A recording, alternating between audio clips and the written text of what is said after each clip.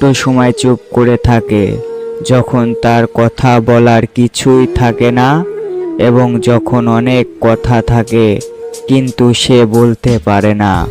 চরিত্র রক্ষার জন্য যে বিয়ে করবে, সে যদি অভাবীও হয়, আমি আল্লাহ নিজে অনুগ্রহ করে তাকে মুক্ত করব।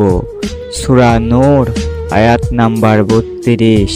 ছেলেরা খুব দ্রুত সম্পর্ক ভাঙতে পারে, আবার খুব দ্রুত সম্পর্কে ফিরেও আসতে পারে, কিন্তু মেয়েরা সম্পর্ক ভাঙার ক্ষেত্রে অনেক সময় নেয়।